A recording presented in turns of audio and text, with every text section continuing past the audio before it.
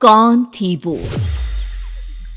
मैं 8 महीने की प्रेग्नेंट थी और अपनी डिलीवरी के लिए अपने मायके गई थी। माँ ने मुझे फोन पर बताया, घर के पीछे की तरफ जो खाली जमीन थी ना, वहां पर एक नया कमरा बनवा लिया है। इतने सालों के बाद जैसे ही अपने घर में कदम रखा, कुछ अलग सा लगा। माँ, ये घर के पीछे की तरफ नया कमरा बनवाने की क्या जरूरत थी? अरे बेटा, घर के पीछे दूर दूर तक खाली जमीन है। तेरे पापा को कई दिनों से लग रहा था कि यहाँ पर एक कमरा बनवा लेंगे तो ताजा हवा मिल जाया करेगी। अब तो ये सब छोड़ और चल जल्दी से दूध पी ले। माँ, मैं थोड़ी देर में पी लूंगी, आप सो जाओ।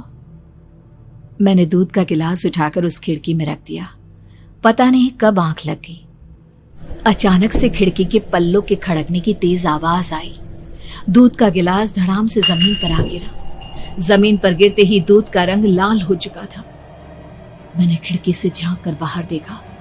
चारों तरफ धूप अंधेरा था। उस अंधेरे की तरफ से कुछ आवाजें आ रही थी, जैसे छोटे बच्चे आपस में खिलखिलाकर मस्ती कर रहे हो।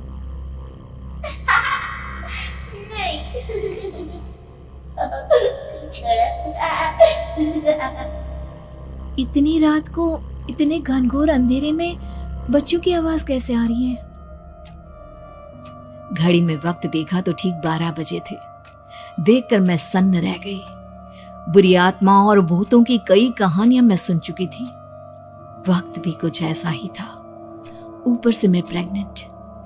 सुना था कि ऐसे वक्त में अक्सर बुरी आत्माएं औरतों का पीछा करती है, तो क्या मेरे पीछे भी?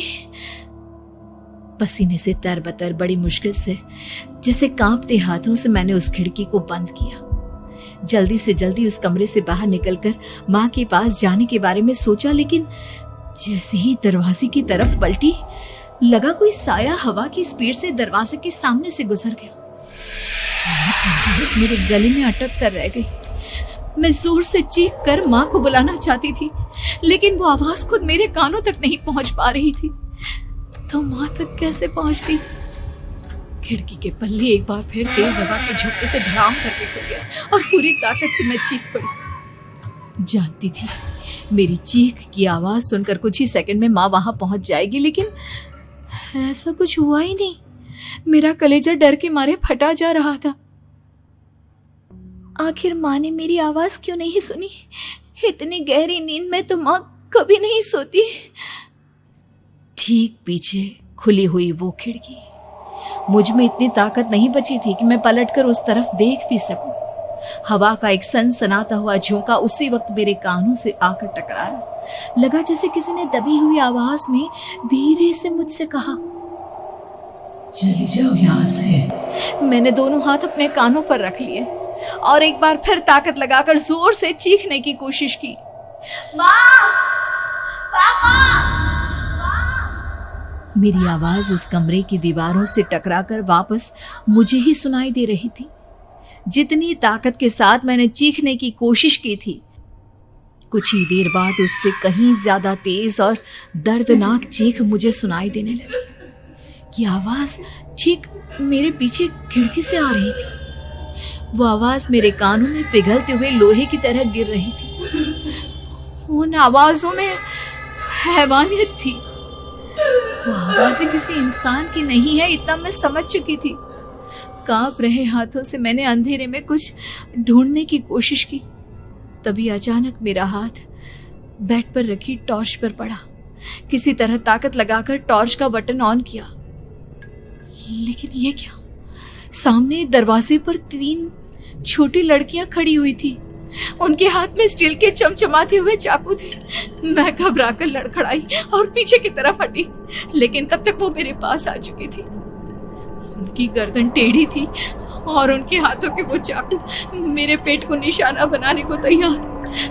मैं जोर से चीखी, नहीं, छोड़ दो मेरे बच्चे को, मत मारो, मत मारो, छोड़ दो मेरे बच्चे को। सोनाली, क्या हुआ बेटा? तू इतनी डरी हुई क्यों है? उठ बेटा, क्या हुआ? हड़बड़ाकर मैंने अपनी आंखें खोली। देखा तो दिन निकल आया था। माँ मुझे जगा रही थी। मेरा चेहरा पूरा पसीने से लथपथ था। क्या हुआ बेटा, तुमने कोई बुरा सपना देखा क्या? मैं अभी तक अपने पूरे होश में नहीं थी। वो मेरे बच्चे को मार देगी माँ। वो लड़की मेरे बच्चे को। मैंने घबराकर अपने पेट को छुआ। सब कुछ ठीक था। और वो दूध जो रात को यहाँ पर गिर गया था, उसका रंग लाल हो गया था। माँ ने हंसते हुए दूध का गिलास मुझे दिखाया। तुमने दूध पिया ही नहीं, पूरा का पूरा ऐसे ही रखा हुआ है। तुमसे कहा था ना सोनाली, सेहत के लिए लापरवाही ठीक नहीं बेटा। लेकिन मैंने तो सब कुछ अपनी खुली आंखों से देखा था। ये सपना कैसे हो सकता है?